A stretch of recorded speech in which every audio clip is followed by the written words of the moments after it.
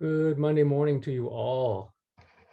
It's a beautiful Monday here in California, and we are excited to welcome you on behalf of Breaking Barriers to our Pre-Symposium webinar.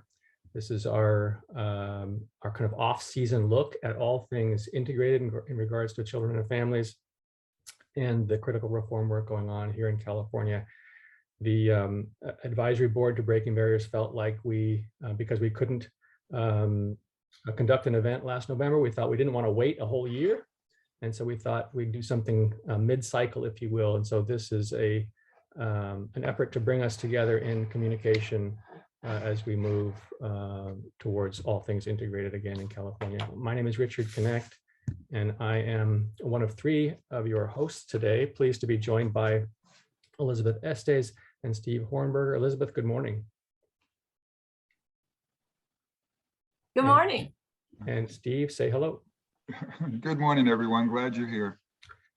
We are joined, as always, with the exceptional support of Jamie Ye at the Community Initiatives Group. Jamie is our administrative professional support extraordinaire, and she will be helping us stay organized and aligned today. We are recording this event for future distribution and use by the field. So we welcome you again to this conversation.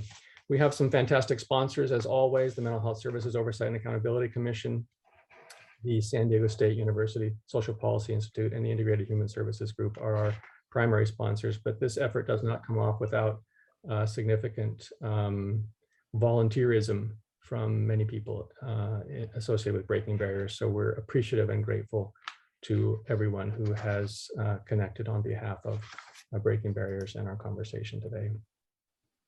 Our purposes, if you're unfamiliar with Breaking Barriers, is really to continue a development of a community of practice towards what we think is needed in terms of more and better integrated services on behalf of children and their caregivers and the professionals who serve them in California. We're here to support the many reform initiatives that are currently being installed across the state. That's the particular focus for today and for the symposium in November this year. We hope also to inform the use and installation of best practices across the field, knowing that as professionals and interveners in the lives of young people, that we need to do what works. And unique to Breaking Barriers, we hope to just share learning from the field, and we are joined today by experts from leaders and experts from across California who are going to talk about what their experience has been lately in regards to bringing forward integrated reforms and connectivity across the youth serving spectrum.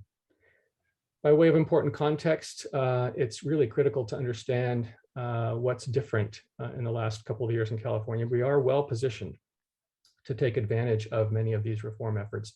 Most of you know that under Assembly Bill 2083, we are now uniquely in California obligated on a county level with our regional center partners who deliver developmental services to young people in California to create a system of care in each county. In most jurisdictions where a system of care exists, it consists primarily of behavioral health, child welfare, probation. Outside of California, California's initiative under AB 2083 is expansive to that, and we mandate the participation of special education and school academic partners, as well as our regional center partners. So it's very auspicious.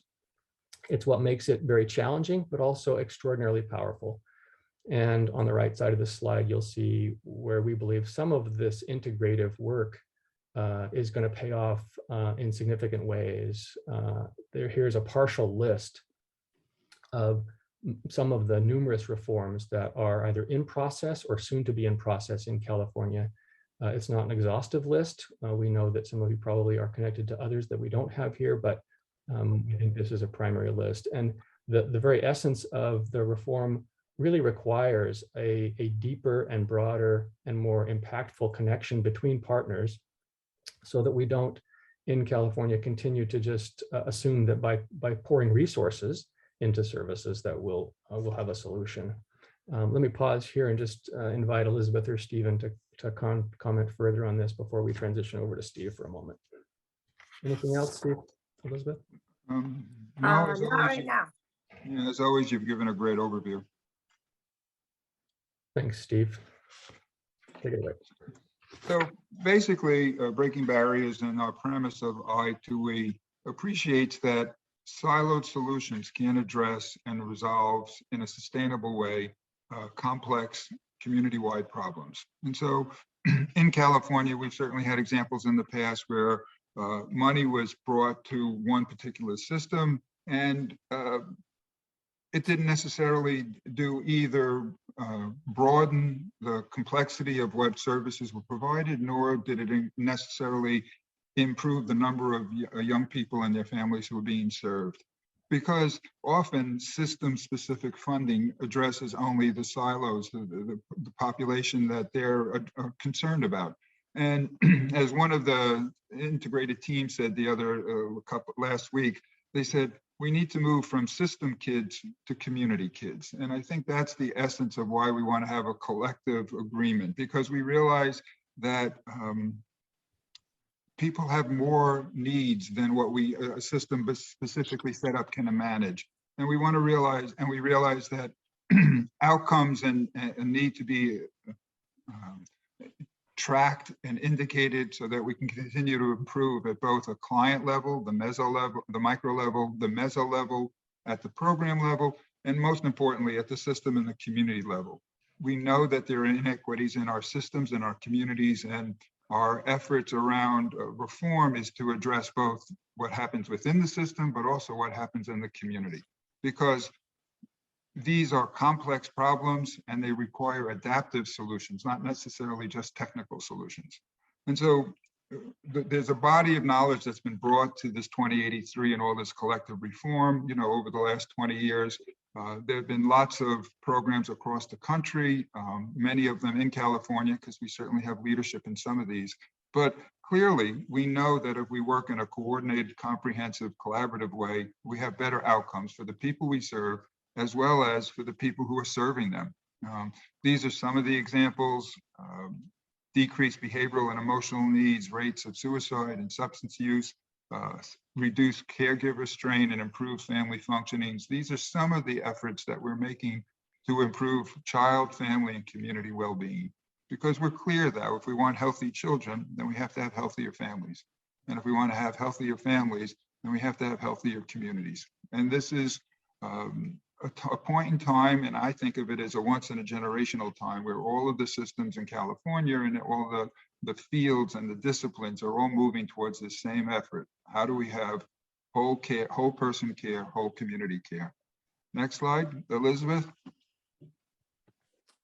So where are we all headed? And in our minds, we're trying to get to a world where we have one child and one family and one plan across the systems. And of course, that's very complex, but as Steve and Richard have said, that's really what is necessary in order for us to have the collective impact together with the children and families that we're serving to make our communities healthy and supportive of not only, as Steve said, those that we're serving, but those who serve. The system in its current operations oftentimes is very challenging for the people who are even trying to serve within the system. So connecting us all can actually be healing for all of us. And we've obviously all been through a lot in the past couple of years. And I think we need to own that as we're doing this work. And I've been thinking a lot about belonging, moving from healing to belonging, where we all understand that we belong together in this system and that we are working together and we understand the roles that we all hold within the confines of that. Because the supports that we're trying to weave together are complex. But if we know where we belong and that we belong together, I have great hope for all of us. So we have started to discuss how do we get to one child and family and one plan? And some of the tenets is that this work really does need to be led by those that we are serving and those that serve together. We need to be grounded in equity and justice. We need to be culturally and linguistically responsive. This really does need to be community owned. And I often say for all of the conversations that we might have at the state level. What really matters is what's happening on the ground. What is most important is what's happening on the ground for our children and families and for the people who are serving them. And it needs to be strength-based, because with all of the challenges that we face come concurrent strengths. And so we do really embrace those strengths. And I know that myself, both personally and professionally. So we then created a graphic of what does that actually, a visual of what does that actually potentially look like for a system. And essentially this second graphic at the top indicates like all of the state reforms that are coming down at us right now simultaneously. And these bodies of work that we're all working on, you know, separately, really, in many situations in our counties and communities. But the fact that we need to be bringing those together to understand that within the confines of the schools or social services or juvenile justice or, you know, county MHPs or MCOs, like we need to understand that we all are in this together, and that no matter what body of work we're working on, we need to figure out how to create a leadership structure that makes some sense of that within our counties and communities, and that organizes the services and supports that we collectively have available in a way that we can actually understand. And we need shared goals. So on the right-hand side of this is a discussion regarding identification of goals that we're all rowing towards. And on the left-hand side is system of care. And then of course we need shared, the 4 pillars of, you know, shared leadership, shared accountability, shared data, shared financing. And I'm just really incredibly thankful to the counties that are here to present on the work that they're doing, because this implementation work is really what matters most. And it is not easy, but it is worthwhile. It is necessary. And I think that, you know, we are achieving great things actually together towards uniting in care. We created a 10-step process for the field in sort of how do you approach this work. And I'm gonna leave it with, you know, this list here.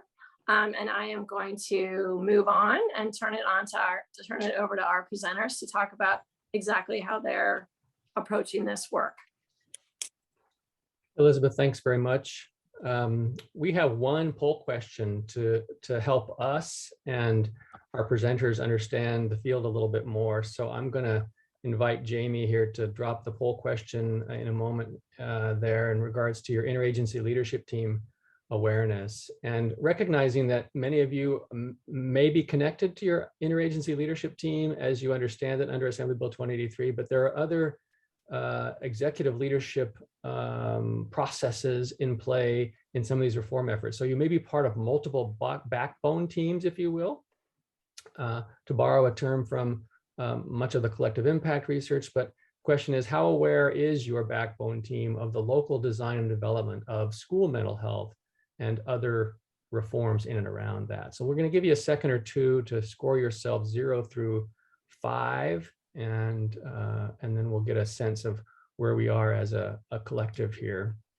And while you're pondering on that question for just a moment, just want to invite a quick moment of reflection around the complexity of this. The implementation of effective reform work and good services, high quality services in a complex environment requires attending to implementation as a process. Steve made the point that you know, more money alone won't do this, and often in public-centered services we are less than effective at attending to the kind of supports and processes that actually lead to good outcomes. And so this is a graphic many of you have seen before, probably in some setting, but it really is a prompt and an invitation for us to, within whatever silo we happen to live, and most of us live in one or more, that we look to the horizontal gold bands and attend to the processes at the leadership and policy level, at the management level, if that is your primary role, and then really critically at the practice and community level. And implementation works when we attend to all 4 of these kind of collectively and synchronistically. If we ignore any of these four horizontal widths, then we find ourselves again fractured, disintegrated, disconnected, less than whole, if you will, and kind of in a status quo place. Jamie, you've got some poll results for us. Thank you very much. And again, appreciate your participating with us today and letting us know. Looks like we've got a pretty widespread. Nice to see that a little over a third of us are aware and getting regular updates about that. And that there's a relatively high percentage of ILT members here. Thank you for joining us. Really appreciate that. This is an interesting look, I think, at what's out there. All right, Steve. Yes, well, before we do that, I want to introduce Amanda Dickey, who's going to help us see what's happening from a statewide perspective, and then later we'll have panels from both different counties as well as the young people. So Amanda. Thank you. Give me just a second to pull up our PowerPoint. Okay, so Steve, Elizabeth, and Richard did a great job of introing why all of this matters, why it's important that we all work together. But from the perspective, so in addition to working for the Santa Clara County Office of Education, I also still represent the 58 county superintendents of schools. And they have really bought into this idea that schools are centers of the community, hubs of the community, and centers of wellness. There's also a lot of research that's been highlighted recently, including in a brief that we recently put out, indicating that children are 10 to 21 times more likely to receive mental health services if they're provided on a school site.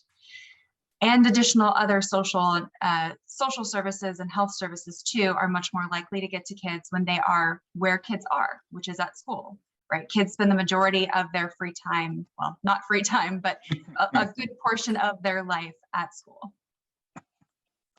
So we're going to talk for a minute about how all of these various different frameworks, programs, modules, and investments have filtered through California over the last 6 to 8 years, and how we can fit them together and why we need to fit them together.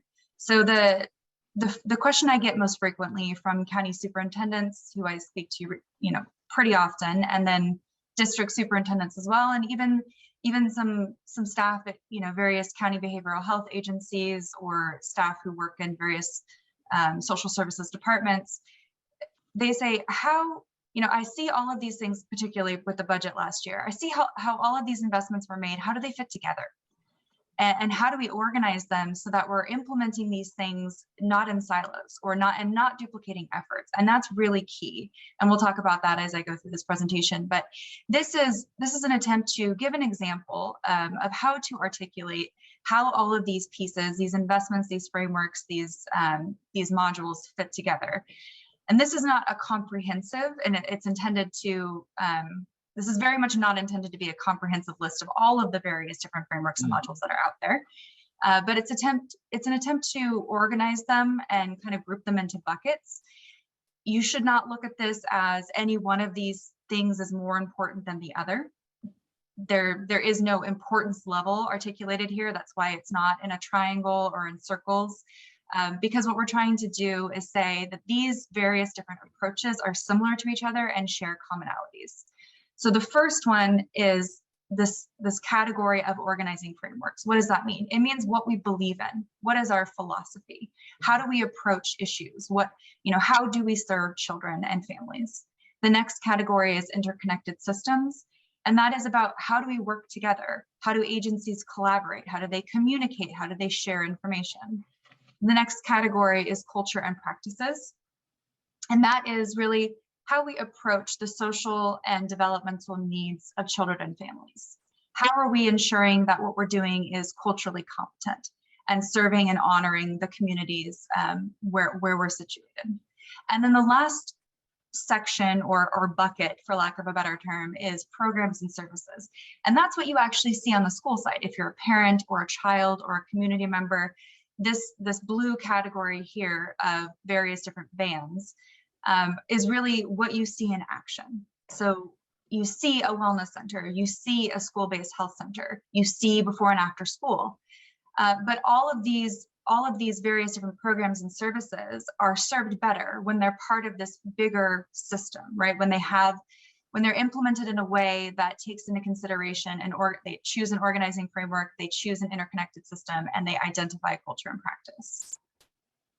So let's talk about the commonalities or the shared pillars between these various different organizing frameworks. The first is that there are integrated systems and supports where multiple local, city, county, district agencies, each with their own respective responsibilities, work together to meet the needs of the whole child.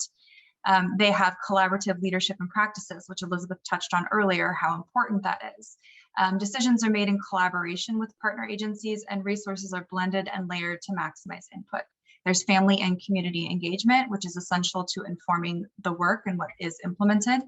And then there are expanded and enriched services that are possible because of the blending, layering of resources and the streamlining of accessibility that occurs when various different agencies work in tandem to better deliver services to children and families.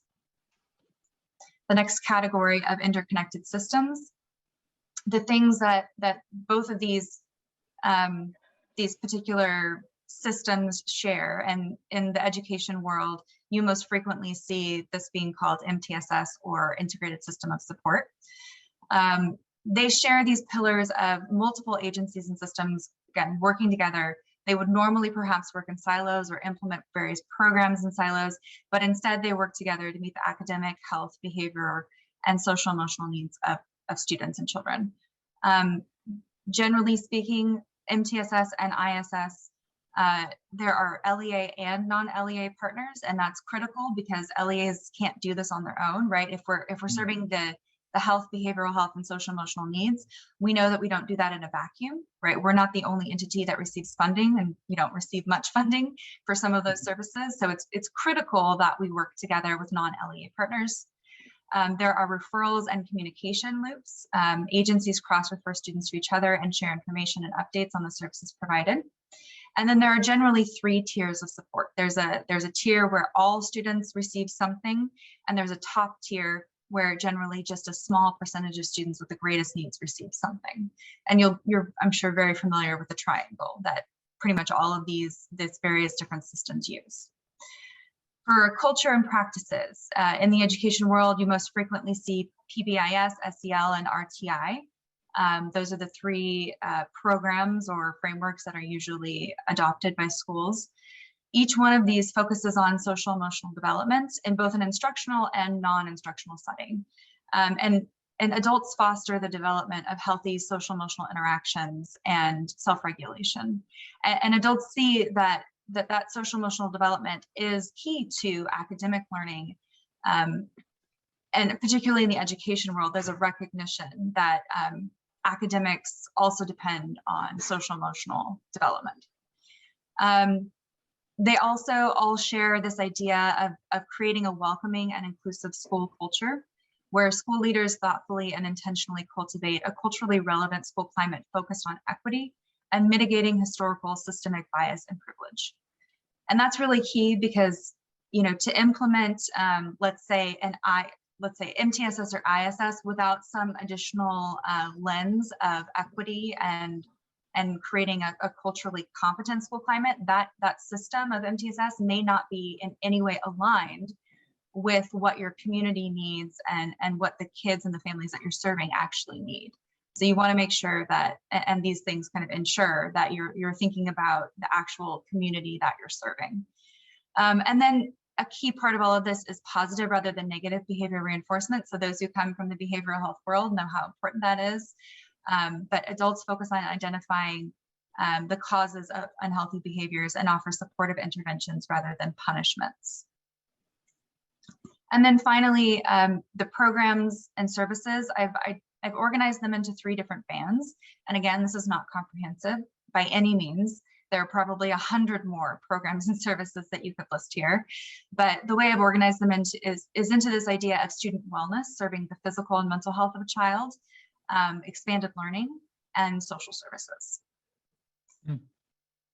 So the question is, why is it so critical that we implement these programs collaboratively, right? So you could implement, and people I have seen implement MTSS in isolation or community schools in isolation. So why is it critical that all of these programs be part of a larger kind of framework and system? And the answer to that is quite simply, because if we fail to do so, there will be no sustainability and the funding will run out pretty quickly, because as you know, the majority of these programs are funded through seed money or one-time money, right? So how do we get to a school culture or a larger organizing framework that honors all of these things and reaches all of these goals that I think it was Steve articulated, which I think is really important because that's what guides our work, right? We want to see decreased suspension rates, decreased expulsion rates, increased graduation rates, better social emotional health, better, fewer visits to emergency rooms, less suicide ideation. I mean, we want to see more of the developmental steps being met. And in order to get there, we have to blend, braid, and layer funding streams. This is, again, not a comprehensive list of all of the various different funding streams that exist out there, but it is an example of many of the key ones that folks are looking at right now and using. So EPSDT flows through a number of different entities, MCOs, fee-for-service, and county MHPs. So in order to access those funding streams, we have to partner with those entities, right? And a lot of those entities share the same goals that we have. So we have a great interest in partnering to increase our effectiveness. Commercial health plans are more and more kind of being part of this picture. And there was legislation that was passed last year that is going to really kind of put commercial health plans in a key position, I think, going forward, or at least there's an opportunity there. There are various different LEA funding streams, including the school-based Medi-Cal funding streams called the LEA Billing Option System and ESMA, and various other smaller funding streams. The dyadic Medi-Cal benefit, which is a new benefit created last year, is also an exciting opportunity that we're starting to look at. And then, of course, there's Prop 63 and MHSSA. So what can this look like? I'm going to talk really briefly about what we're doing in Santa Clara, but I want to acknowledge that we're going to be going on to our panelists, additional panelists later, who are going to be talking about what they're doing as well. And I think what this hopefully will demonstrate to you is that none of this has to look identical, right? It's going to look different everywhere, and it should look different everywhere. It's based on what your community tells you you need, what your existing resources are, who your partners are, et cetera. So in the Santa Clara County Office of Education, we are leading an effort to implement student wellness centers on all school sites throughout our county. At this point, we have 11 student wellness centers at district campuses. We have wellness centers on elementary, middle, and high schools. And we're looking at expanding to potentially at least 15 additional sites within the next year, potentially more than that, depending on how much funding we can secure. We have a licensed clinician and a culturally competent liaison in each wellness center. The culturally competent liaison piece is so important. And that was informed by our youth advisory group. They said, we need folks who look like us. We want folks who are young. We want folks who speak our native language. We want to feel comfortable with having somebody that we can talk to, who greets us when we walk through the door, who we feel like if we're really struggling, we can confide in. That person is not a licensed clinician, but they are kind of I wouldn't call them a peer either, because they are not, 12 to 16 years old. They're an adult, but they're all young. They're all in their, I don't think there's anyone over the age of like 32. So they're all pretty young. The vision, as I mentioned, was very much informed by our youth advisory group, parents, and our county partners. We've partnered very closely with our county behavioral health department. We focus, of course, on referral to our wellness centers for intervention, rather than, using exclusionary practices like suspension or expulsion. We are, schools are encouraged to refer to the wellness center.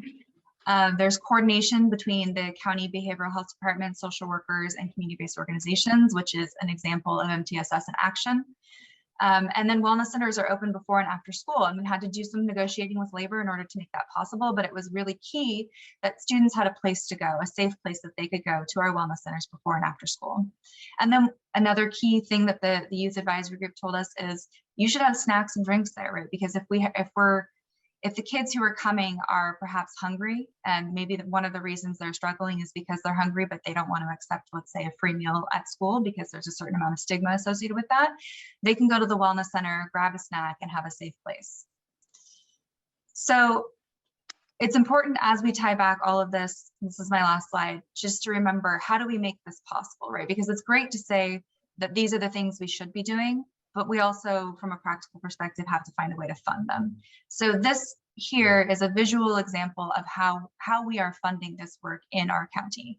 We are accessing the squares that you see, or the triangles that you see in blue, are one-time money. They're kind of seed money that we've accessed to in order to help launch these programs. We have the community schools grant and the CMHACY grant, which is seed money. We're working with county behavioral health to access some mild, moderate mental health benefits, or sorry, working with the the MCOs to access mild, moderate mental health benefits. It's not a huge amount of money, but it's a little bit of money. We're working with the MCOs as well to access the student behavioral health incentive program.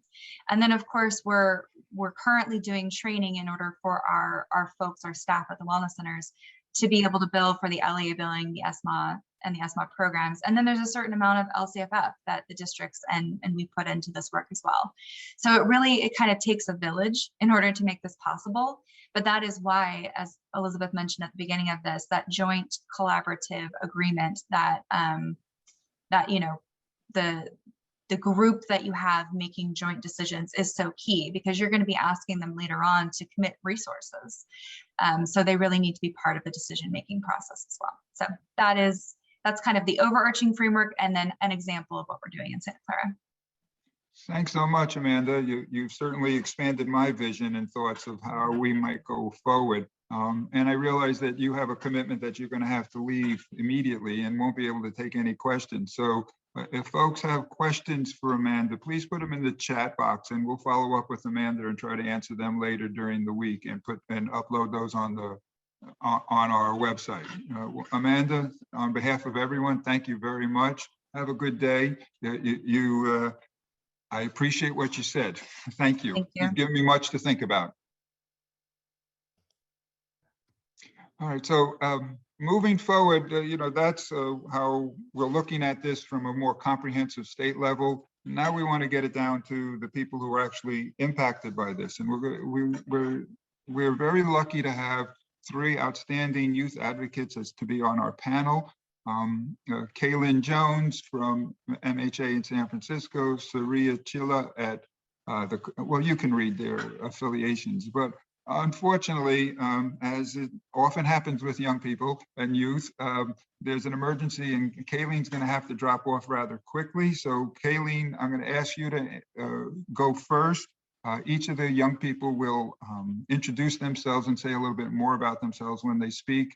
But Kaylyn, could you address that question? What are the biggest barriers to consistently and sustainably include youth voice in these large cross-system efforts? And how would you address them? Yes, thank you. Hi, everybody. My name is Kaylyn Jones. I'm a wormline coordinator, and with work duties, I will be having to step away, but I am so appreciative and wanting to be here. And yes, one of the biggest things for myself that I want to really share around the barriers and just a lot of things holding back youth in general, just because there's the outreach and awareness piece. It was spoken earlier on, really reaching the youth in their schools. That is a very important piece, but there's also community places that youth go to, like those community wellness centers, stuff like that. But another thing around youth going out to those centers and those after school programs is an education piece in their advocacy and letting them know what their power in their voice is. I feel like a lot of the times youth can be educated and trained, and then they are able to provide more advocacy. They're able to provide more input when it comes to those services and programs, and that could help in the long run. Thanks. Sriya, would you anything you want to add to this question about what are the barriers to consistently involve young people? Yeah, I think when we're specifically talking about large cross-system efforts, I think it's important that youth can collaborate with other agencies and other youth and other agencies. I think that a lot of the times we experience our own things with our friends, but talking to other youth from other agencies and seeing what they've experienced too, and what we can collaborate on to create initiatives that address this issue is really important. Also, I think it's really important to allow youth to bring the issues and causes that matter to them back to their agencies. And that's actually an initiative that Nghia and I are currently working on.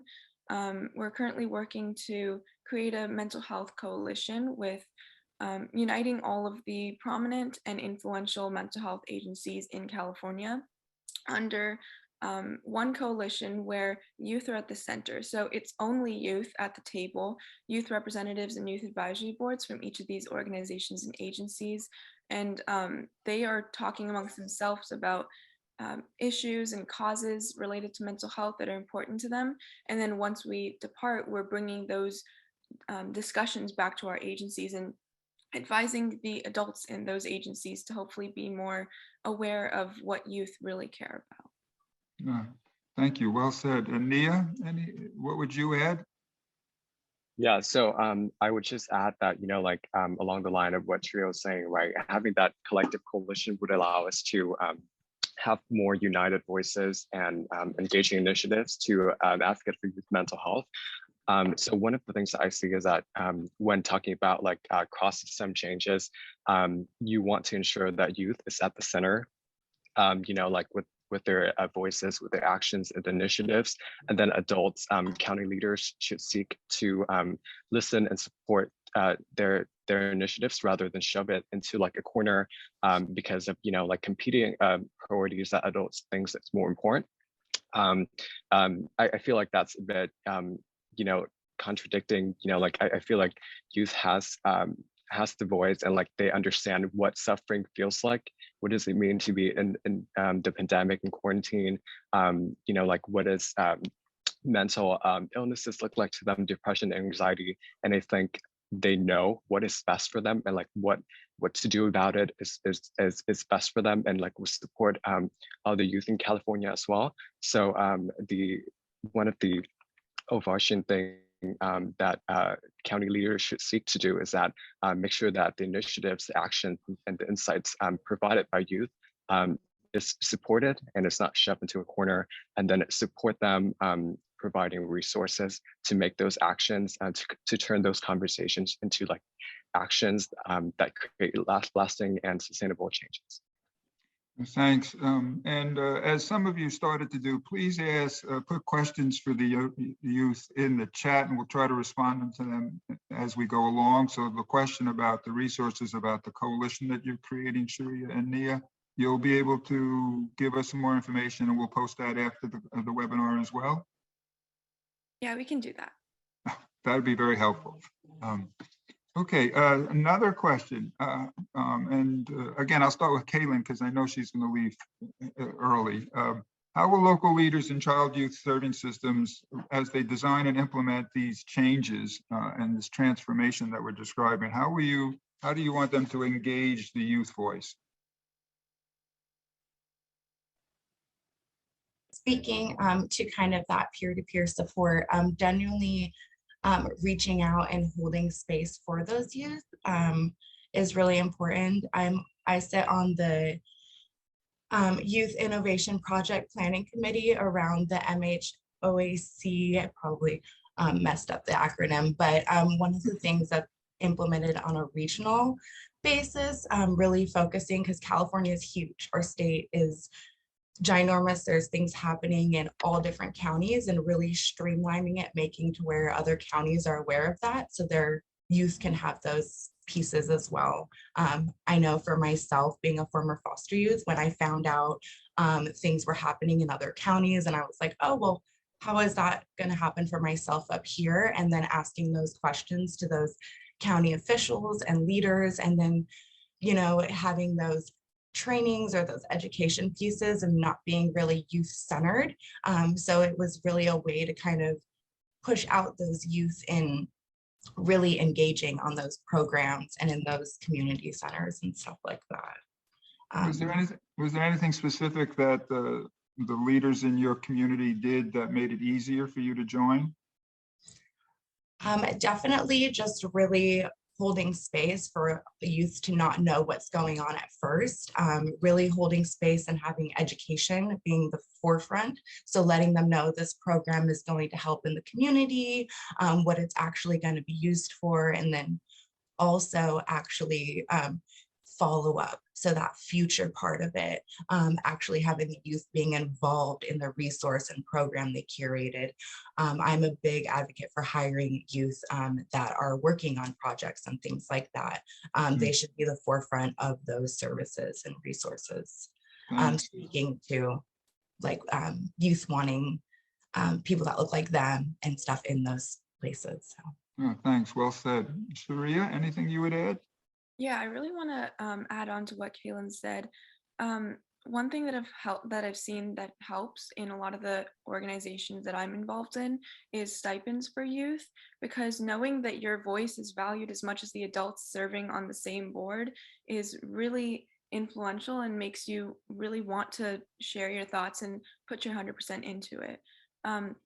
Also, a more informal thing when we're implementing youth voice into services is I know that when I first joined CMHACY, the California Mental Health Advocates for Children and Youth, we used a lot of acronyms that were not very familiar to me, especially because most of the people had been working in that field for many years, way before I was even born. And so I like someone taking the time to sit down and like explain acronyms to me and like how the system works was really, really helpful. I also want to add that another way that youth voice has been implemented in my experience is I'm involved with this local CBO that is partnered with my school. It's centered around mental health and developing mental health services at my school. Essentially, that CBO created a youth advisory board out of students interested in my school. And we launched a survey to assess mental health needs for students. And then once we got the survey responses back, the CBO still like sat with us. We had a representative sit with us and kind of ask us to interpret the responses, because a lot of times things like questions like, how much sleep are you getting each night? They seem like good responses, but then when you look at like quality of sleep or like talk to youth and understand what actually is in their experience going on that's causing them to think that they have good sleep when they're actually not, that's important for youth themselves to interpret, because I don't think anyone else has that experience. Well said, and I thought you gave a great example of how to be welcomed and what the adults and the system people can do for welcoming. Nghia, what would you add? Yeah, so I would say that, just kind of add on to what Kalyn and Sriya was saying, it is extremely important to include youth in the conversation and invite them to tables and allowing them to voice themselves and their needs and their wants. So making sure that, youth is at the forefront of advocacy, right? So, besides like allowing youth to have seats at the table. And it doesn't stop there, right? Like, how do you turn those conversations, those talking into action? So one thing that she and I have done when we came into the California Mental Health Advocates for Children and Youth, CMHACY, is that, I feel like the traditional way of doing things, like we would talk, we would discuss, and then providing insights, input, and planning next steps. But it seems like those conversations never really turn into like actionable items and next steps. So, we jumped in and then we influence the systems, the adults, right, that serves youth. And, like the conference for this year is actually not business as usual, turning conversation into actions and having, and so the goal is that, how do you turn those conversations and discussions into actionable items and next steps? And that's what we're currently doing for CMHACY, right? So I feel like when we're talking about like local county level systems, it is important to include youth voice, but then also like plan with them, you know, sit down and plan with them, and then see what actions can be taken, you know, to improve the lives of, you know, like all the youth out there, along with the resources, mentoring, advising of local county leaders to make sure that youth demands and wants is included into the systems of change that's happening all across the state. So I think that's very important. Yes, well said. And I think what you highlighted for me is young people who are the advocates have a different frame of reference or a different sense of time than the people in the systems. You're much more immediate, quick. Can we get to it? Because it's my life that's on hold while you all work this out. And I think that for us who also struggle with all of the issues that make up cross-system work difficult, because if it was easy, we'd all be doing it. We get caught up in what the issue is, as opposed to what is the impact that we want to create. And so you're right, youth voices make us get much more clear and focused. So I thank you for that. That was really poignant. And so now this next question, what's the main message you want California and county system of care leaders to know about youth and youth inclusion? Yeah, I can go first. Please. I think that something that I've noticed a lot in organizations that I'm involved with is that directives often come from like the head, the CEO, the executive director, whoever it may be, and it trickles down to youth, who are then given this like pretty like well-formed draft of the idea that's very resistant to change, and then youth can only make small tweaks to that idea that's already been formed. At that point, or they are just responsible for kind of implementing it. At that point, it's not really youth voice being implemented. It's just, again, like Nghia was saying before, it's just youth kind of holding a seat at the table just for the public image rather than actually having an impact. And something I'm really passionate about, Nghia, both of us are, is that youth can actually direct the changes and be the ones who come up with the ideas of initiatives, because I know that we're more than capable. And I hope that having this youth coalition can also help us gear up youth to take an issue back to their agency and direct an entire initiative there, rather than just like following up or making small tweaks. Well said. Nghia, what would you add? Yeah. So I would love this, like such an important question that, you know, I want to talk about. So in terms of the main message, you know, I want the state and the county leaders, you know, that in order to include youth inclusion in the conversations, that the state should invest more on sustainable mental health programs in schools, right, to directly support youth mental health, like what Amanda was saying earlier, right? Teens and youth are more likely to access mental health services 10 to 21 times more likely to access those services if it's providing at school level. And one of the programs that Sriya and I are working on, along with the Mental Health Coalition, is peer-to-peer programs, right? Research out there has indicated that youth are more likely to talk to other youth, right? You know, like rather than adults or teachers or counselors, right? And having peer-to-peer program directly at the school level and like scaling it across the multiple counties across California would be tremendous, would be, you know, extremely beneficial for youth, right? And let's say having peer-to-peer program, it would cover the tremendous shortages that in the mental health professionals fields right now, right? There are a ton of needs and there are not enough people to assist with, right? So peer-to-peer program can definitely cover the needs and the support for tier 1 and 2 with the MTS systems, provide like a strong basis for youth suicide prevention on school campuses, and having youth directly engages youth and having as overarching supporters, right? Because they share similar experiences, right? They share the same struggles, right? You know, during the pandemic and COVID-19, they know what suffering is like, so they know how to help each other more. And then having this program being implemented at the school level, it provides a strong foundation, and it can potentially spark interests, right? Or like open pathways for youth later on to, like, let's say, to become school psychologists or social workers. It opens pathway towards workforce development, right? That's increasingly needing more people as the crisis is worsening. And then I see that a lot of peer-to-peer program in schools are incredibly cost-effective. It's a one-time investment, and if you can find a formula out there that it can sustain in the long term, and then let's say seniors, before they graduate, and then having the next generation of freshmen, replacing them, and then that facilitates the school transformative culture in terms of mental health that's happening across the systems, right? And I honestly have a lot of programs out there that I think is doing this an amazing job, like very cost effective, and it's very promising. I'll be glad to provide more info directly on the website or like through my emails later on if any of the county leaders are interested.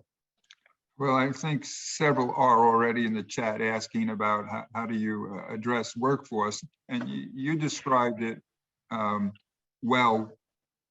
I think the question really though comes, how do we what would you suggest systems and the youth leaders do in terms of recruiting, that idea of the seniors helping the freshmen come on? Because one of the struggles that system change has always highlighted is you have an outstanding leader like the three of you, but ultimately they age out and then they move on and there's a gap behind them. So how do we build in sustainability to this youth voice?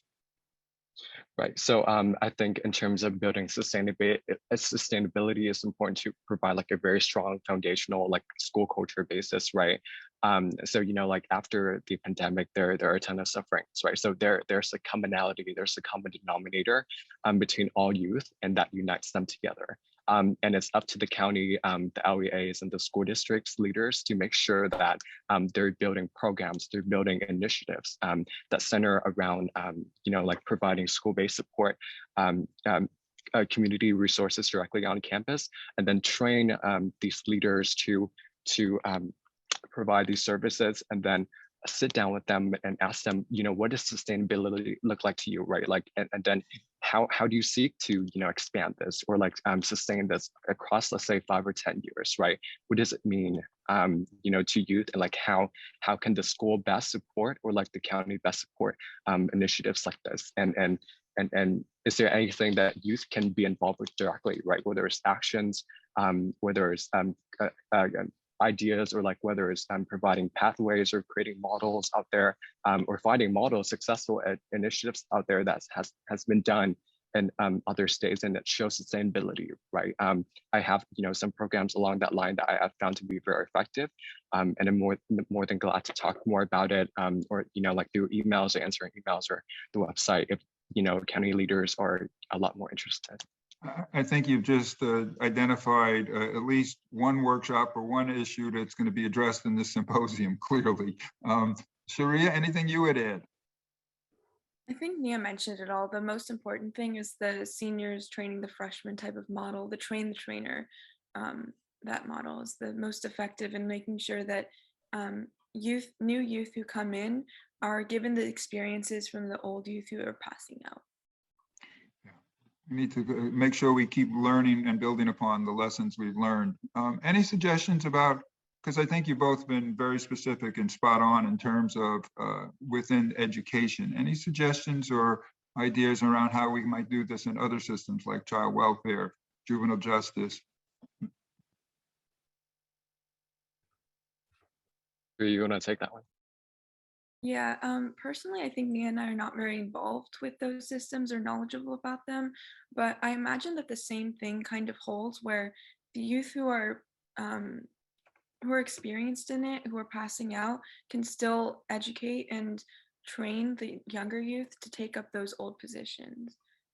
Yeah, both of us are not really knowledgeable about that. Understood. Yeah. I have a little insight. So like if county leaders are aware of ACEs, right, at first childhood effects, right, and trauma-informed types of care, and that runs across different systems, right, whether it's juvenile justice or like school-based mental health or like other forms of care, it is important, to have trauma-informed providers or peers to understand like the struggles that relates to ACEs, and like what are the best way to address them would be invaluable, right? Because without trauma-informed care would be very difficult. So one of my experiences that I had, like back when I was around 8 years old is that, you know, like at that time I had really, really bad anxiety, right? Which is one of the effects of ACEs. And, you know, my PE teacher was like, you know, why are you, you know, like not running? Like, why are you backing out, right? But it's the effects of ACEs that they're not aware of, right? And then they're like forcing me to do the things I don't want to do, even at the expense of my well-being. So it's really important to inform the school leaders and like any adults that's involved in the systems to really educate them about trauma and inform effects and like what are the best ways to address them. So you know, like stories like that doesn't happen anymore, because I feel like that's really unfair. Yeah, I think what you both of you just started raising was we need to have what's our framework for how do we involve youth across all of the systems, you know, and build on the examples we learn in one and how do we share it across the other. We have about another minute or so left for the youth panel. Any last question? Sriya, Nghia, do you have a last word that you want to leave with the group? I think there was one more question from Ronald that I don't think we answered yet. Well, if what question would that be? Ronald asked in the chat, what suggestions could you offer regarding how youth voice can be recruited to be on a youth advisory panel? Nomination, open application, referral from adults. To answer that question, I'd say open application and putting it on your website and then sending it out to any like listservs that you have or email blasts. The way that I found the California Coalition for Youth's Youth Advisory Board is just searching up like youth advisory boards for youth in my area. And then that was the first one that popped up. I applied and it's been a really great experience there. I think, you know, like sending it to school districts or, you know, like a lot of systems and programs that serves youth would be great, you know, platforms to reach out as well. And having youth, like let's say you're aiming towards a youth population, right? So Boys and Girl Club, YMCA, or like other youth related platforms that, you know, might be, or foster youth, right? You know, that wants to serve the system and that involves inclusion, then those would be great platforms to look for youth advocates who are passionate, that aligns with their lived experiences and values. That would be tremendously, you know, invaluable to them in terms of allowing them to advocate for themselves and others that share similar experiences. That's well said. On behalf of Breaking Barriers, I want to say what a fantastic youth panel the three of you were. If you're the face and the voice of the youth coming, I think our system leaders are now on notice because you guys did a fabulous job. So thank you very much. You'll send us the resources that we'll post on the website afterwards. And yeah, you're going to get a lot of thank yous in the chat pretty quickly. So if you want, please stay on. I know you have other commitments for this day, but stay on as much as you can. You're enriching us. Richard? Indeed, such wisdom. Thank you, Kaylyn, Sriya, and Nghia. I know Kaylyn's gone, but really appreciate your time and expertise. All right, we are pleased and grateful to be joined this morning by 5 panelists from county systems across California, where there's been some tremendous efforts to begin to close the gaps and be better prepared to address long-term need and the integrative capacities that are present within systems and deal with the barriers and the gaps.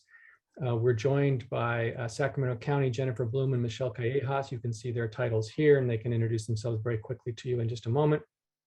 We're also pleased to have Melissa Livingston from Ventura County Health and Human Services, and joined from Yolo County by Mariah Ernst-Collins and Tony Kildare, and you can see each of their designations here.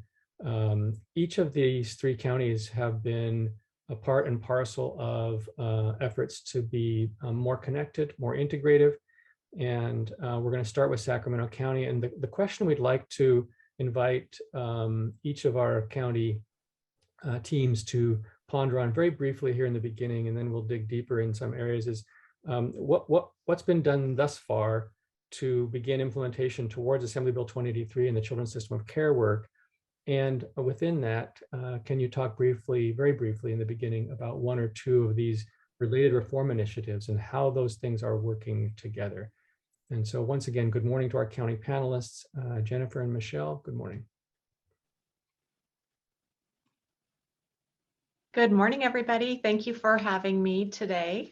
My name is Jennifer Bloom. I'm one of the Associate Directors of Client Services here at the Regional Center, Alta, California Regional Center.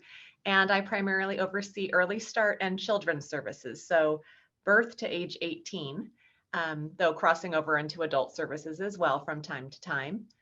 I'll pass it to you, Michelle.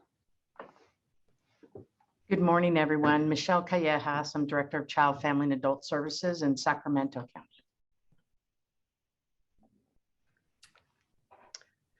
Do you want us just to dive in, Richard? Just start talking? Okay.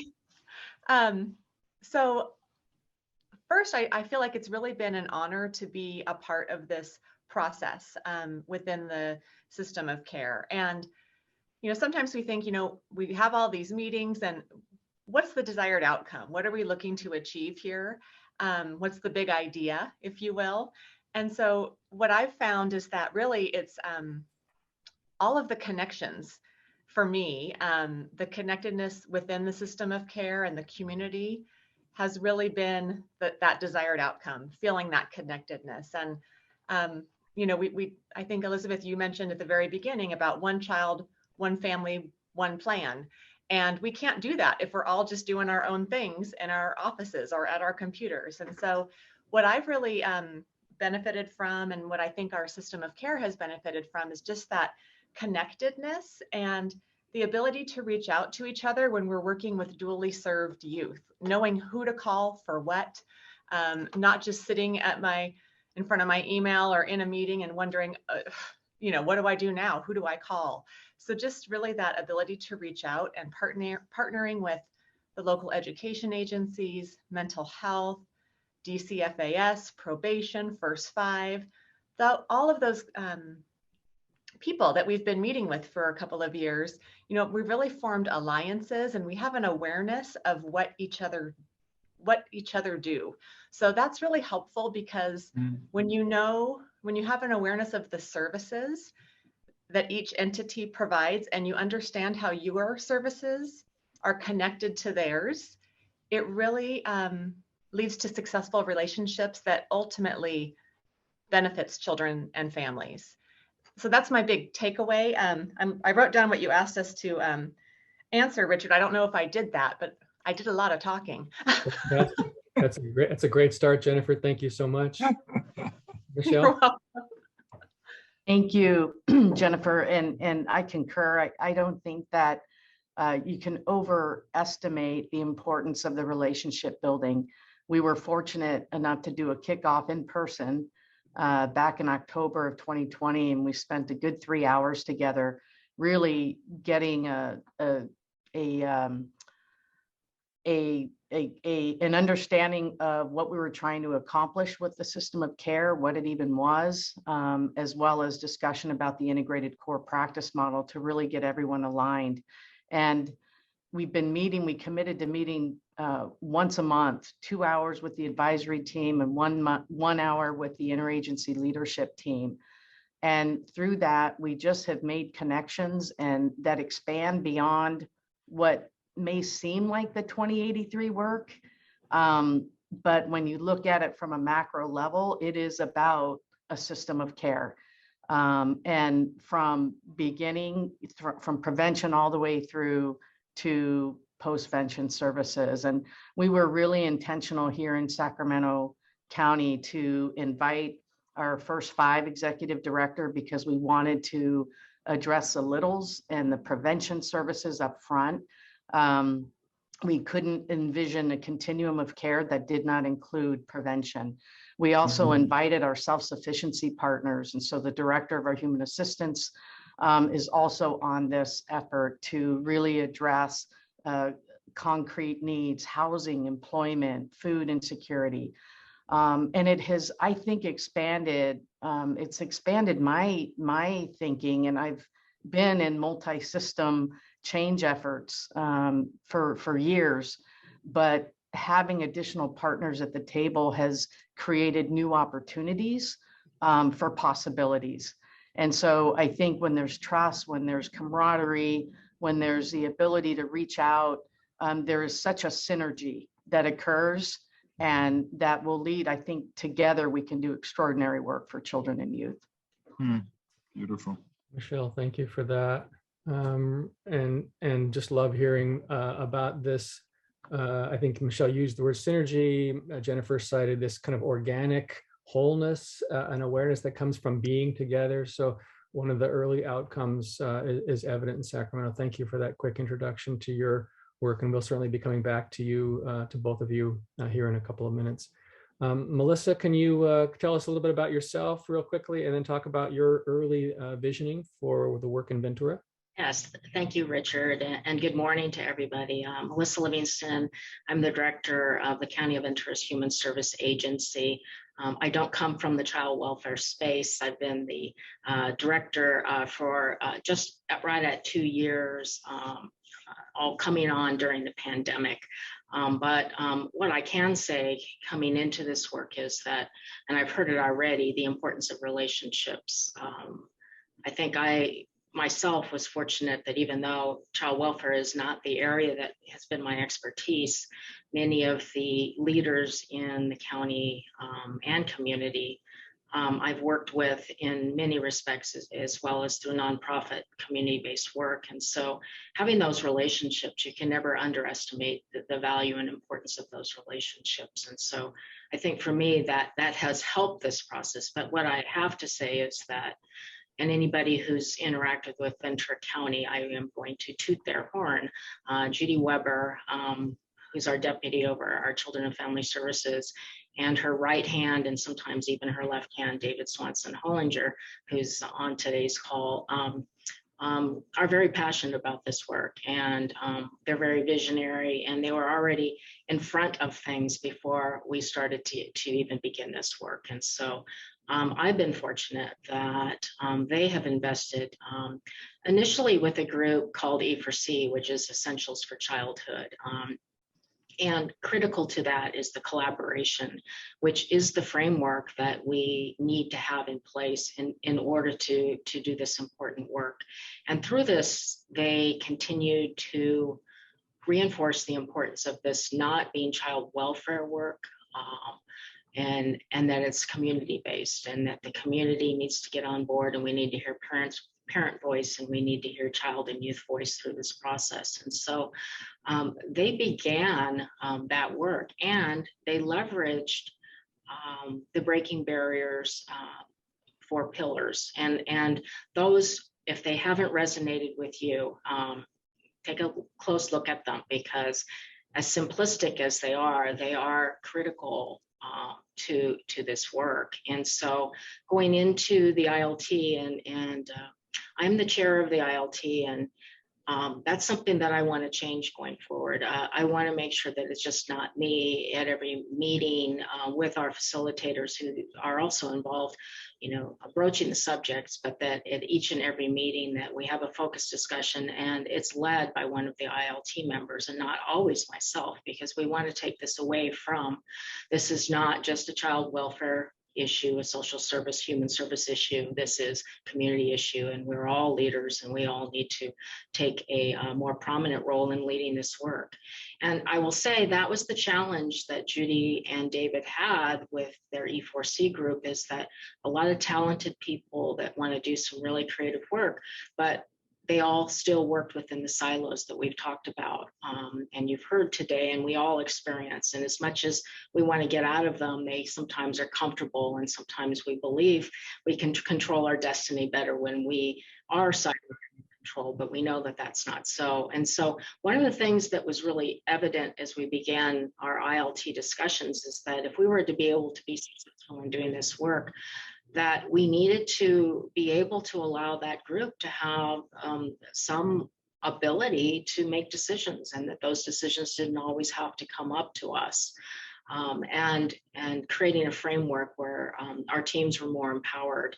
Although there are issues that still would need to come up to the ILT, is allowing that opportunity for decisions to be made at the level of those people that are really most aware of boots on the ground and know what's best.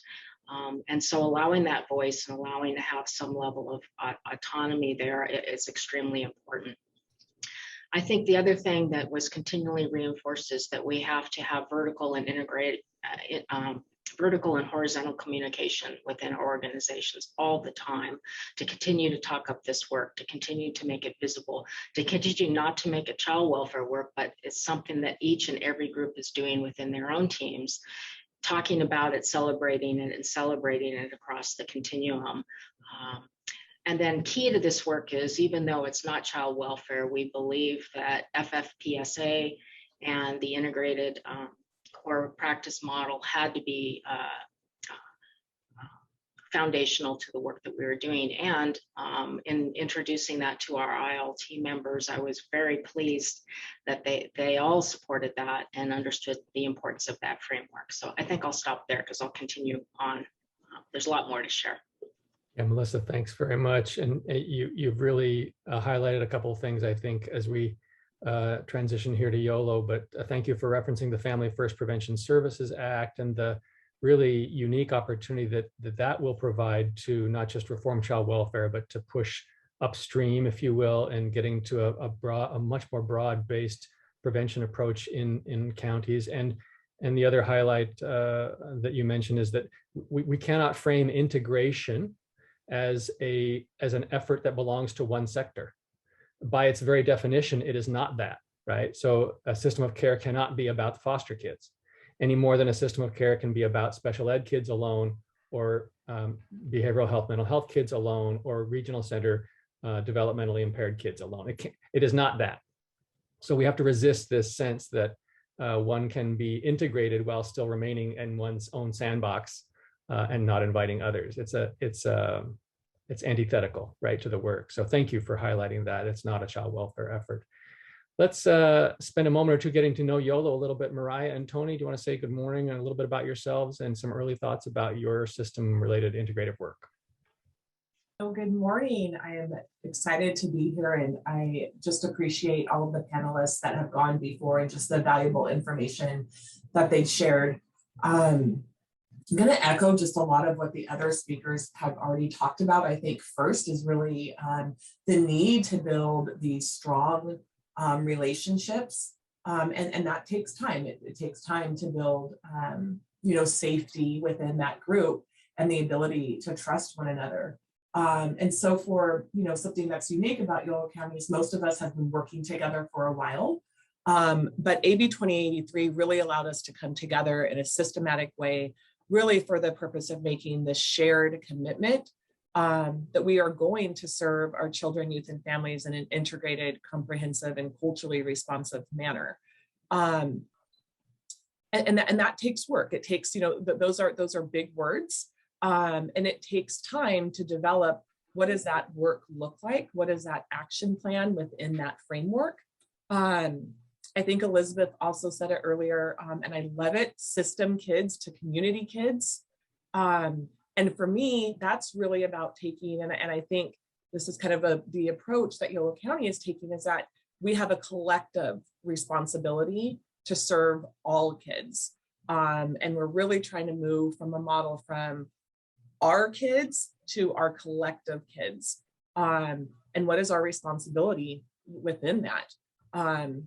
And we are beginning to do some great work.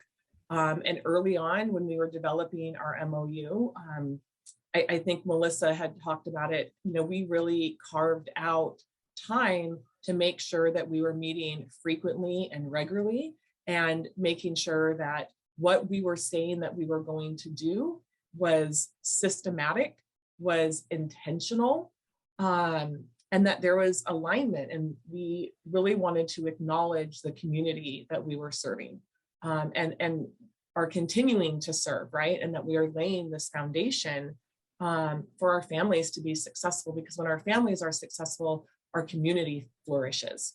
And that's really our ultimate goal.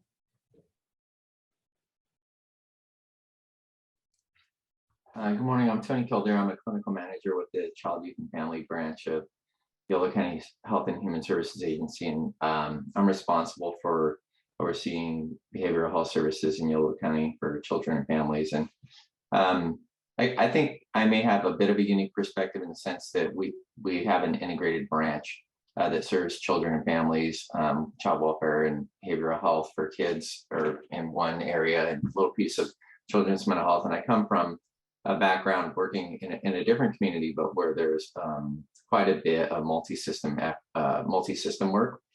And so when sort of I guess this challenge of AB 2083 or however you want to term it came across, I think that we had all the right people in Yolo County that were well positioned to do it. Like Mariah said, these are individuals that have been working together for years, and it was about formalizing the relationships.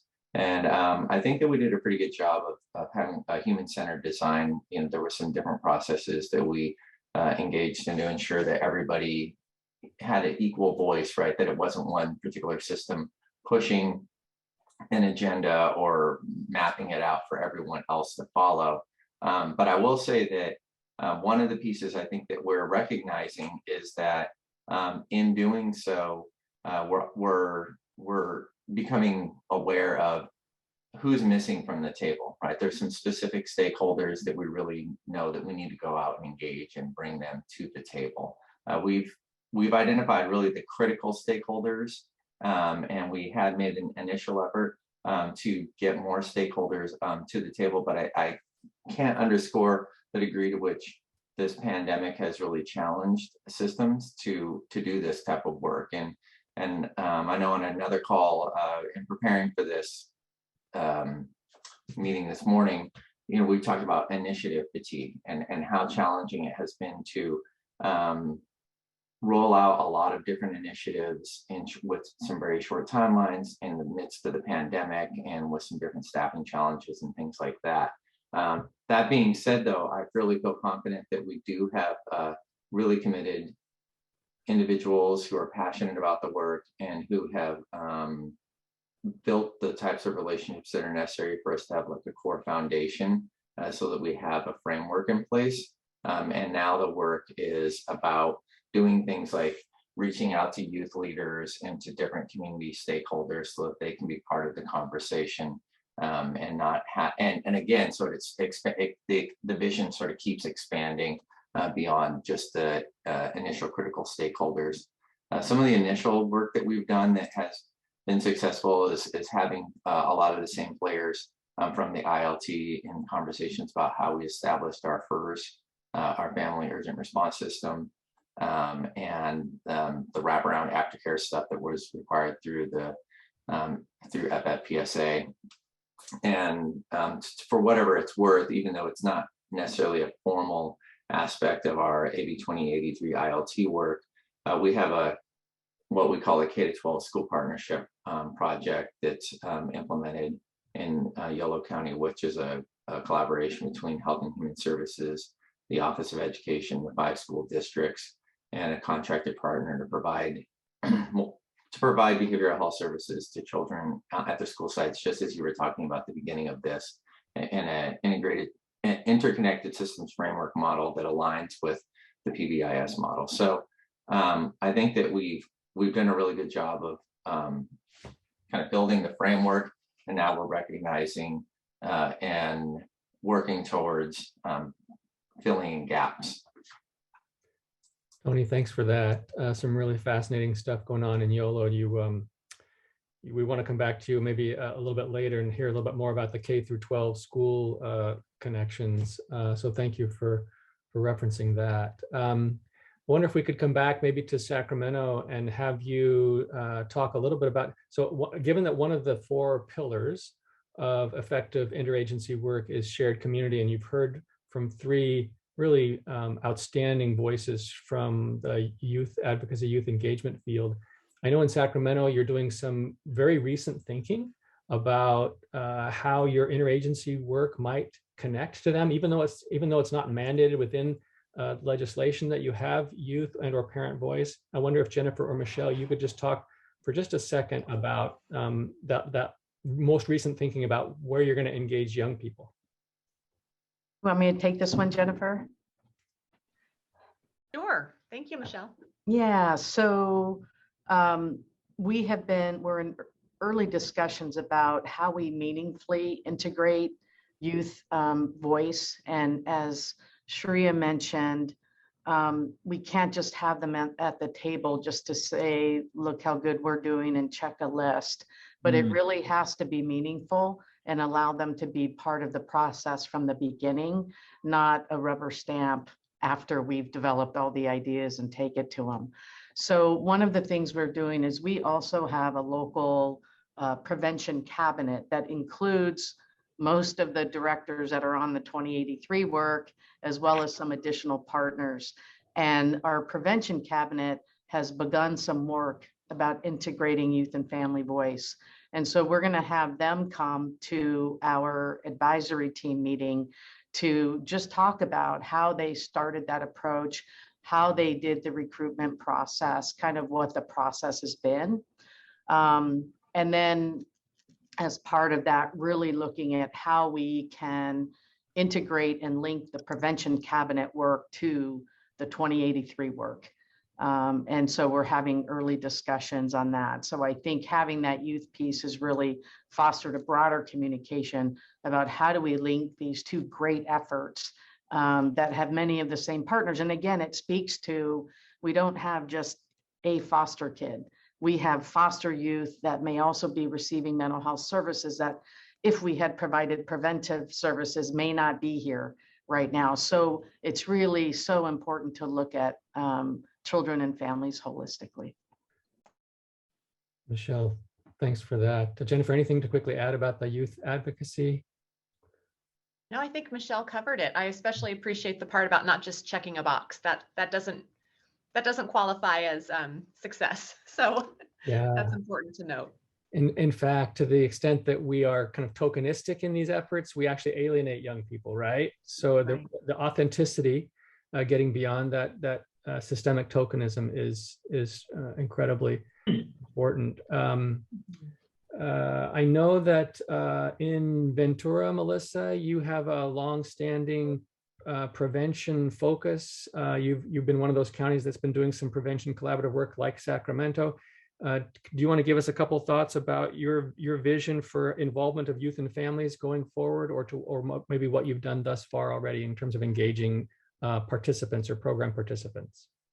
Yes, certainly. And it's similar to what Michelle has just shared. You know, when I referenced earlier the E4C group that's come together, you know, that collaborative is really, it's all about all of those community partners coming together and to be informed by parent and child voice alike. So we have integrated into that our Child Abuse Prevention Council leadership, and we're strengthening that partnership. I'll just, you know, be honest, sometimes those partnerships need to be strengthened in order to do this work. We can't take them for granted. And so we've recognized that that's an important partnership, and one that we need to make sure that we're working together and reprioritizing what we do and how we do it, and the way we do it together. And so we're reinvesting in that relationship to make that happen, leveraging that group to better bring to the table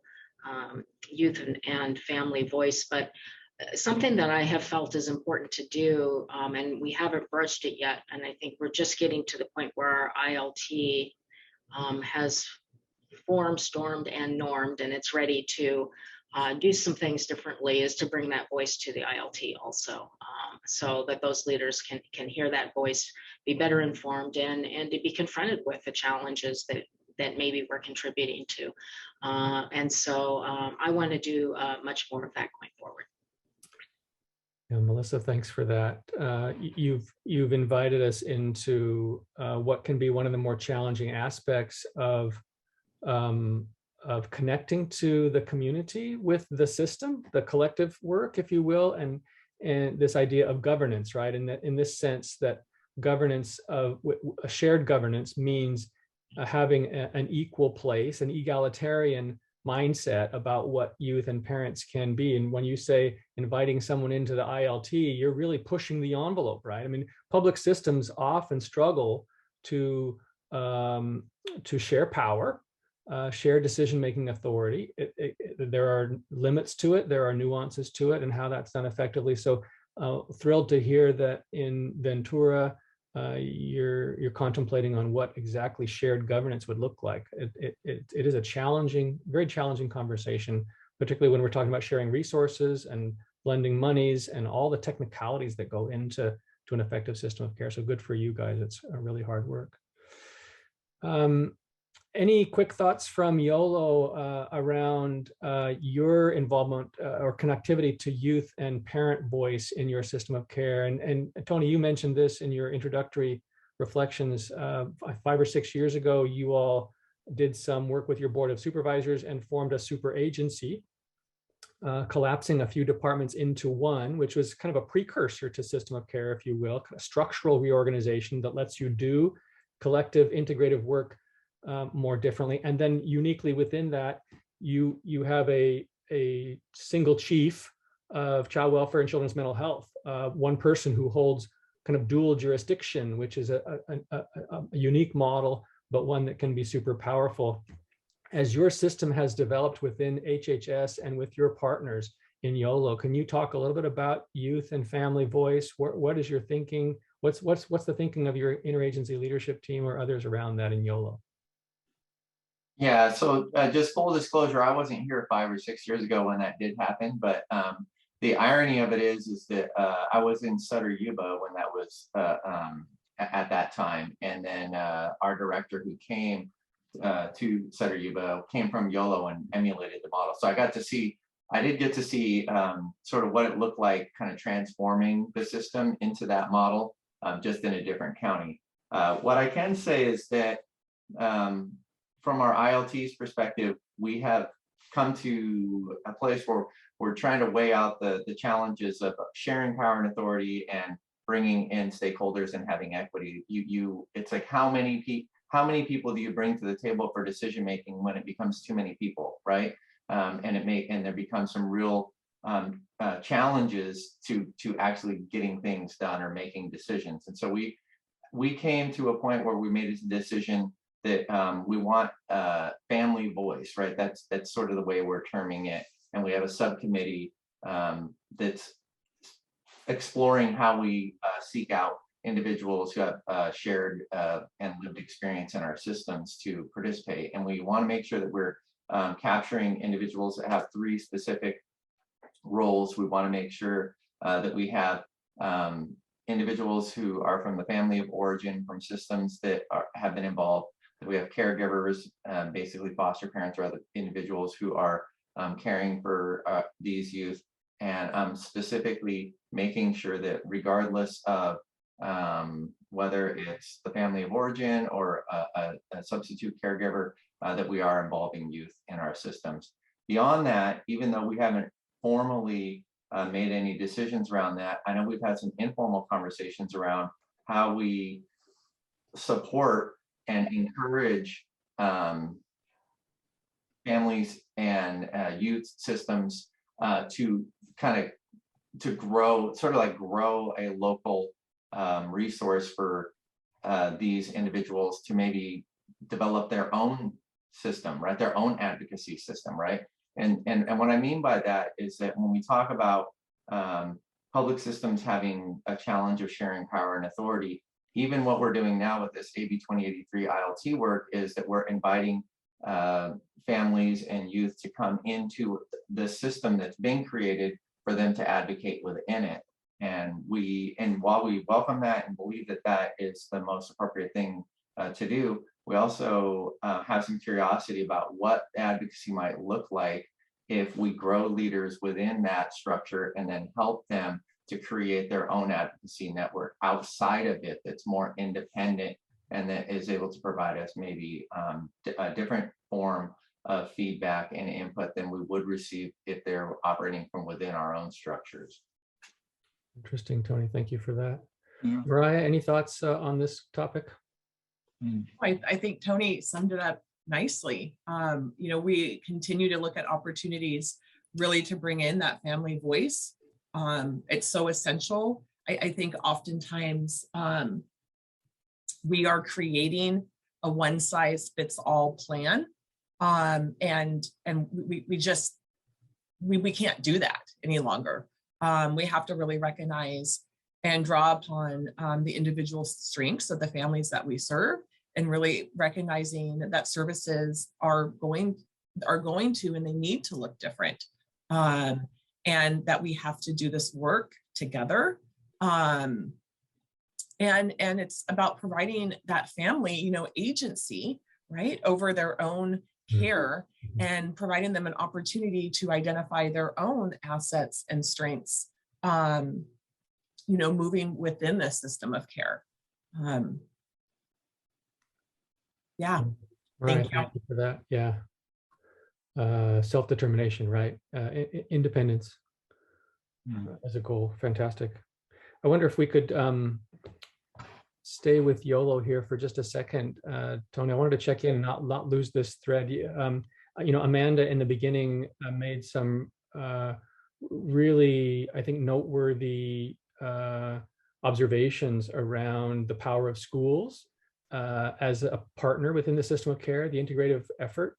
And of the 5 mandated partners within Assembly Bill 2083, schools and regional centers are I think in some ways can be seen as the newest partners invited into system of care. There is a historical context for system of care in children's mental health in California, and certainly in many counties related to their welfare and probation engagement in those 3 partners. But the other 2 partners are really new to the conversation. Can you spend a minute or two talking a little bit more about your K through 12 initiative and how the ILT or your system of care work is engaged in supporting that?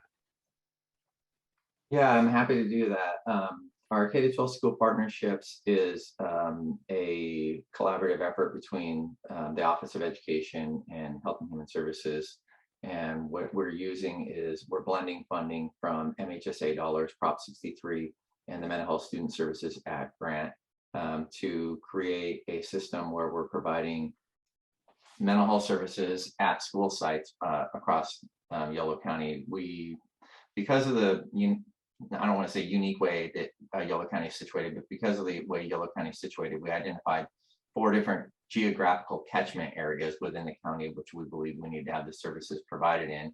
And we've identified contracted partners to provide those services within each catchment area. What really makes the project, I don't know if it's unique or special, is that within each geographical catchment area, we've created these regional committees that are driving the system work within each community, because some communities have different needs and different assets. So even though we have a basic model, we want to be able to tailor it to each specific community the way that they want to, the way that they need to integrate those services. In terms of the ILT efforts, I don't think we're quite there yet. It's an initiative that started outside of the ILT. It started actually in our MHSA plan for 2020 to 2023. And we had some delays with getting the project up and running, but I think it's something we'll bring into the ILT as we move forward. The project actually only formally began providing services in November, and so it's definitely going to be something that we're drawing in input from various stakeholders, and that's a real big piece of the regional committee meetings. It's sort of like the regional committee meetings are kind of going to be like mini ILTs for each community, to be honest with you, for this specific project, right? Where we're hoping to get stakeholders from parent groups or nonprofits to also sit in and really talk about how we can share resources within each specific community to support the project. Tony, thanks. Tony, you just described a perfect example of what Melissa was saying about horizontal and vertical collaboration and communication. Yeah. Exactly. Easier said than done, though. Yes, yes. That's very, very complex work. It's also a perfect example of, I think, what Amanda was talking about. You've got two funding streams, as I understand it, two funding streams in this K through 12. You've got Prop 63, which is pretty stable money, right? These are County Mental Health Services Act dollars, stable, sustainable. They ebb and flow a little bit year to year, but they're going to be there for a while. And then you've got some state grants through MHSOAC. May or may not, they're time limited, right? So there's a good example of where your interagency leadership process has to be aware of the K through 12 initiative, so that in the next couple of years, you can begin to think about, well, how do we sustain that K through 12 initiative so that it doesn't get ruptured or go away when the MHSOAC grants dissipate, or when those dollars disappear, because inevitably there are funding ebbs and flows in the funding stream. So a really good example. Mariah, other thoughts about this? And I know this is a partnership that's complex in Yolo and regionalized, but any other thoughts about your K through 12 work, maybe particularly as it relates to homeless and mental health services in schools? I mean, I think the thing that comes to mind is, the need to really recognize that educational entities serve as a critical access point to our children, youth, and families, and that in order to provide this needed service, we need to build these partnerships. And that's something that our districts and our County Office of Ed and Health and Human Services has been able to do. And I think, we're continuing to explore how do we sustain this service. On an earlier site, I believe that was shared, it also talked about the Student Behavioral Health Incentive Program. The County Office of Ed did just submit our interest to our managed care provider last week, really in the initial phases of what is this going to look like? How do we grade funding? How do we continue to partner and leverage these resources to ensure that these services will continue? One thing we don't want to do is get to, 5 years out and we don't have a plan. Again, I think someone spoke earlier, and then maybe we're all feeling it. I think I sit on like 6 collaboratives, a couple different, just some of these, larger meetings within our county. And I continue to see the same people at each of these meetings. And I question, how are we sharing information? And I think, and how are we communicating amongst each other, right? Because we're talking a little bit about everything in each of these groups. And I think a growing place for us is figuring out, how are we bringing all of this information together? And I do believe that our ILT could serve that purpose, especially since we have really the leaders of our agencies within that group. And just, as Tony said, we're continuing to trying to figure out what does that look like, and how do we be mindful of time, right? Are there some of these, collaboratives that maybe can be condensed? And again, I think we're just continuing to work on that. And, there's just some exciting stuff happening within the state right now. And there's just tremendous opportunities, I think, for counties to grow the services and supports that are being provided. And in order to do this mindfully, we really do need to elicit the voices of those we serve, and it needs to be intentional. Yeah, thanks for that. There's a tremendous risk with all these initiatives that we spend so much time planning the initiatives that we can't ever deliver the initiatives, right? We're involved in so much design work, going to multiple redundant meetings with the same partners by and large, that we never get to the actual implementation. Tony had one more quick thought about the funding in Yolo. I just wanted to clarify, it's more than 2 funding sources. Okay. So we have the MHSA dollars and MHSA grant, but the critical piece is that we're leveraging those funding dollars to bring down federal Medicaid dollars, right? And so that is the potential to grow the program. So these are behavioral health contracts. And in terms of the 4-year MHSSA grant, which there may be another round or there may not, we don't know, right? But like, as you were saying, like the Prop 63 dollars are stable, but the grant dollars are time limited. And really the way we're approaching it is not to say, well, we have this grant and then when the grant expires and whatever, we're really using the 4 years as this is time for us to learn how to seek out different funding streams and to bring them to the table, right? So part of the project is to identify different funding streams that can be used because we know that the grant will eventually expire. And another piece, which not to go too far down a rabbit hole with this, but I think what's happening locally and probably across the state is that we're starting to consider whether or not we should have a shift in the way that services are delivered in the first place. That maybe this isn't a project, but this is actually the base model that we should be using, right? Not that this is like a pilot, right? But that it's like maybe this is just the way we should be doing it as a standard, and this will just be the status quo in the future. Yeah, thanks. You've gotten to the essence of system of care, which is transforming the way we deliver care with kids and families. So thank you for that. All right, we've got about 12 minutes, 12, maybe 13 minutes remaining. There's so many things we could talk about and so many places to go. I wonder if we could spend a couple minutes from each of your counties talking about if there has been some in this first year or so of implementation of the system of care effort, integrated interagency work, any form of self-assessment or capacity assessment, or how you plan to measure the performance of your collective going forward. This is not a phase one part of the initiative. Typically, we usually won't get to this until year 2 or year 3, but each of you probably on some level either has thought about this or has begun some work around it, or at least in Yolo, I know you've got a health and human service agency that's relatively sophisticated in terms of your outcomes measurement and your data work. So I want to just give you each a second or two to share with us about this. Melissa, can we start with you and talk about what your vision is for measuring the outcomes in Ventura?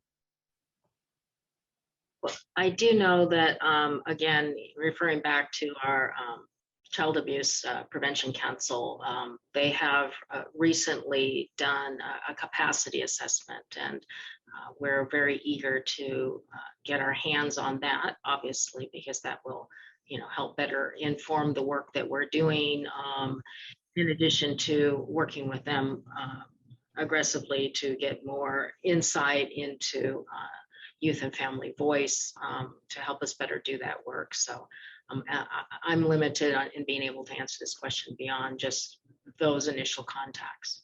No, Melissa, that's actually really interesting and a great example of where a system as a collective, if leaders are aware, you can seize the opportunity of a gaps analysis or a capacity assessment in one sector driven by your prevention partners and bring it into that interagency process and use it as an evaluative tool.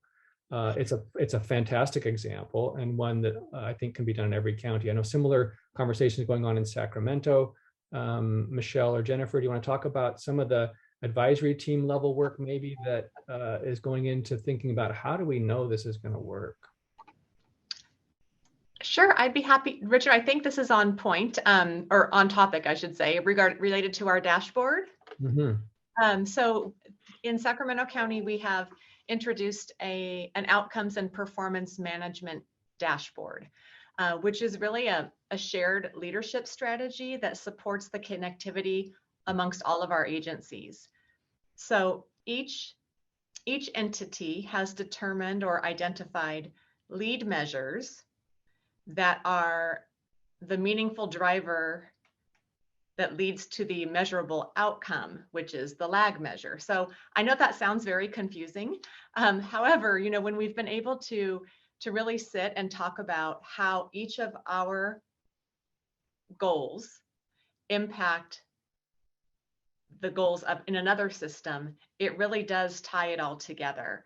So we've been working over the past, I don't know, I want to say maybe since about June, really working on our performance management dashboard and fine tuning it to see those points of connectivity, and then to see how, one system impacts the other. And then, as I said, in the end, really seeing all of those points of connection.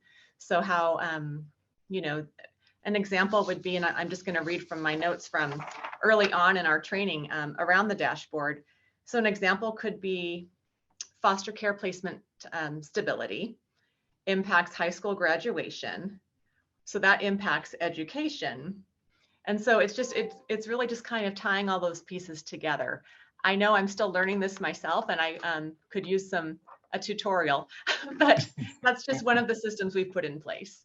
Yeah, thanks, Jennifer. Michelle? Yeah, I'll just add on, and thank you, Jennifer.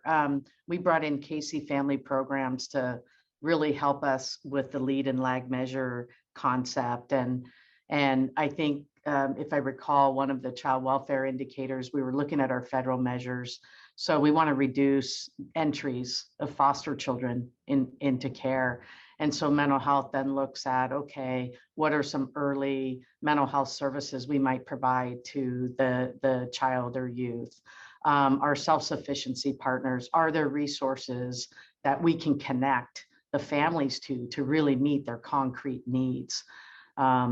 And then, first 5, is there some home visitation services we can bring into the home to really help strengthen the family and really focus on strengthening families, helping support healthy families.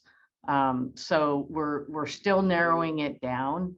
We just added our public health partners, and they're excited about identifying their lead and lag measures. So it's forcing us to think more broadly, but it's also really helping us to see more of those interconnections, as Jennifer said. And really it was our commitment to not just have an MOU on paper that we update every 2 years or whatever the state requires, but really to determine if this is meaningful, right? Does getting out of our silos, does this integrated collective impact approach really improve the lives of children, youth, and families living in our community, regardless of which system is serving? Mm-hmm. Thanks for that, Michelle. Really well stated. And Sacramento has taken a really wonderfully aggressive, assertive approach to crafting a dashboard. And there are lots of ways to do this. But to Jennifer and Michelle's point, that this is a leadership initiative. I love that, Jennifer, you framed this as a leadership initiative, because by attending to the outcomes collectively, to each other's outcomes, you can then begin to own them, right? You can steward for the broader set of impact, as opposed to just mine as the probation chief or just mine as the superintendent of schools. Your problems are your problems. But if I'm in a collective dashboard and I can see the points of connectivity where my investment has paid off for my sector, then I'm beginning to understand why I'm in this collective together. So it's really powerful stuff that you've done. Mariah or Tony, either of you in Yolo, and I'm less familiar with your efforts on this, but can you talk about at least if there's any conversation around how you're going to measure impact for this work? Yeah, we've had a lot of conversations, and I think that one piece that I want to point out is some of the challenge when you start blending funding, right? The different funding partners, they want their own data, right? And they don't line up, right? So what MHSA wants and what the state wants for MHSA dollars and what MHSOAC want don't align. And so there's some really significant challenges with building data collection mechanisms. So, when we talk about the dashboards, they're great. But what the challenge is building the system of collecting the data and processing it and putting it into the dashboard so that it makes sense. My background prior to coming to behavioral health was with child welfare, and they have an excellent and robust data collection mechanism through CWS CMS. And the folks at UC Berkeley, they just go into the back end and they pull the data out, and then they have all of this, a very robust data set that's available to them. And it's really informed by these really critical measures that were defined by the federal government through CFSR and AB 636. where there's benchmarks, like this is the goal that you're shooting for. On the behavioral health side, there really isn't anything like that, right? Part of it is we have 58 different counties that have 58 different electronic health record systems that don't talk to each other.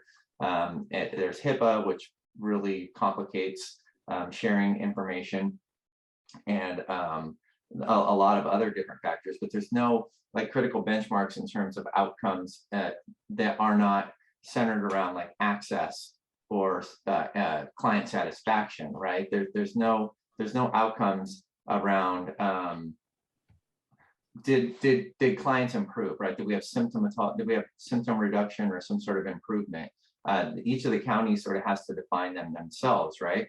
And so really, I think that the shift in the future and a part of the the SB 82 work, the ILT, or AB 2083, sorry, I'm like mixing all my ABs and SBs up. The AB 2083 ILT work is about how do we learn how to share information? How do we develop like shared information collection systems that will help inform all of that? And so I could talk about this like all day long, right? And we have definitely had some conversations locally about how to do it. And I think we're right at the kind of at the beginning of trying to tear apart all the issues. Like we're deconstructing all of the issues, and we're looking at how each of the different systems has privacy protections and barriers to sharing information, to figure out how we can work through them and then come back together and put it into something meaningful. Yeah. Tony, thanks. You've broached an area that we could spend hours on, is how to bridge the data gap. Mariah, any quick additional reflections around measuring impact in YOLO to add to Tony? No, I think Tony said it well. Okay. Thank you. All right, we've got just a couple of moments left, and I want to give each of the three counties a second here to tell us one thing that you haven't shared yet, maybe that you'd like us to know about your early work, or maybe a success or a quick example. We've got about 60 seconds each, but can we start, Melissa, with Ventura, and what would you like us to know as we head out the door today? Yeah, I think, all of us are pretty hypervigilant nowadays regarding looking at things from an equity lens. Especially given the awakenings of the pandemic and how we've learned how marginalized and disadvantaged communities were impacted so greatly, as well as much of the racial unrest. And so we're trying to use the ILT as a lens to look at equity issues. And so one area of focus was just our contracting policies. I'll just start there and use that as an example.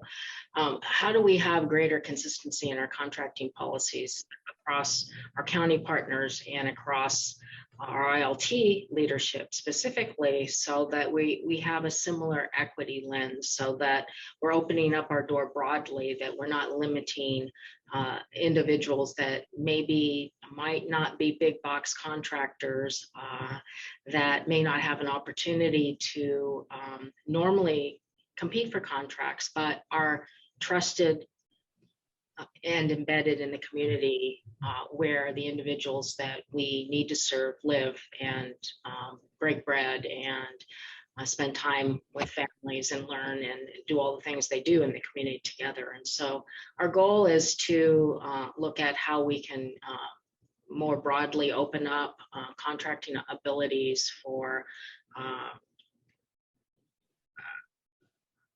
businesses and contractors that are more well-known in the community, as well as represent the community. And so that's one of the areas we're focusing on. Thank you for that. Another good example of shared community. So that's how you build that infrastructure. Michelle or Jennifer, quick thoughts that you'd like to share at the end here? I think we covered a lot, but I will say, just speak to the incredible commitment of every single advisory team member and interagency leadership team member.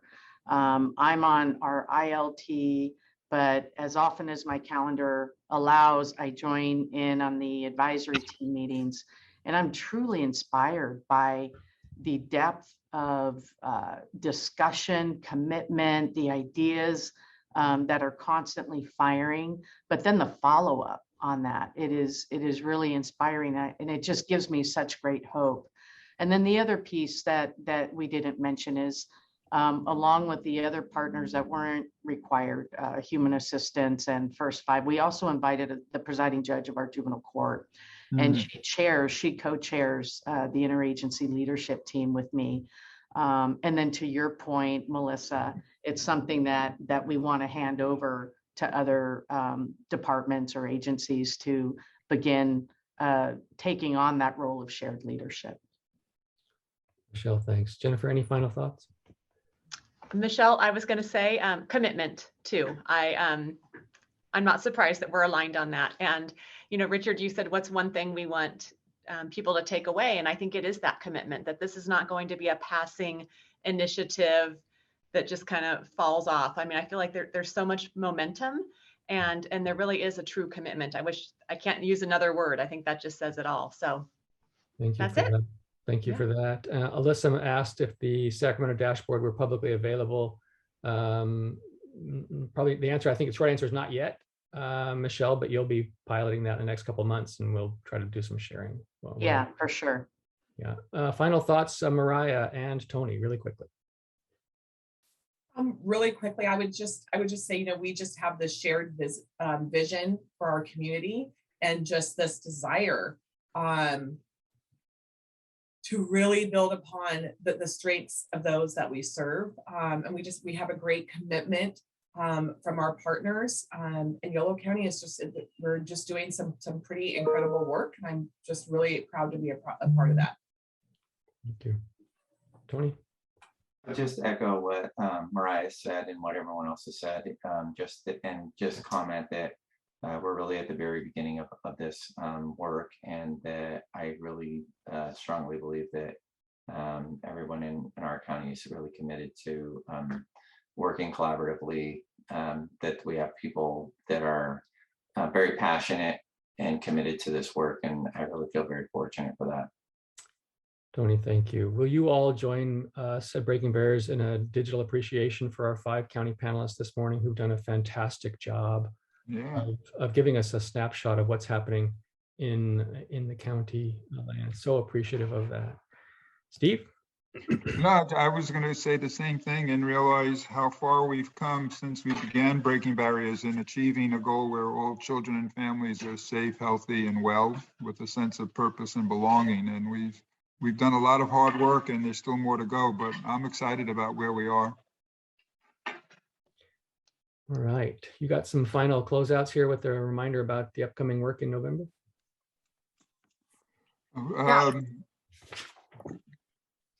Good, is that Jamie? That's Elizabeth. I'm happy to jump in here. I wanted to say thank you so much. As I've said in the beginning, really the work that's happening on the ground is the most important work that's happening.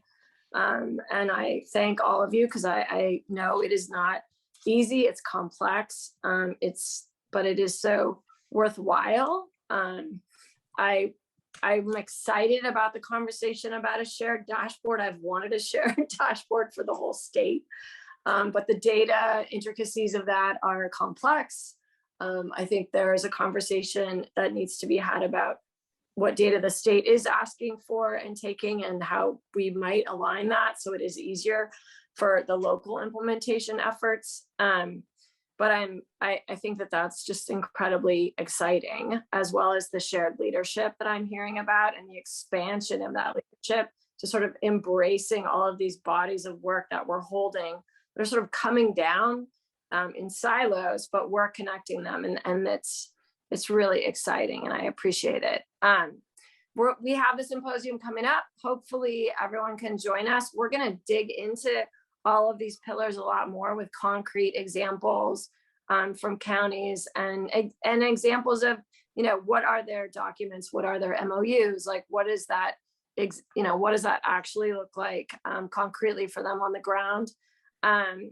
And we will, of course, incorporate youth and families. And the first day we're adding is really going to be about one child.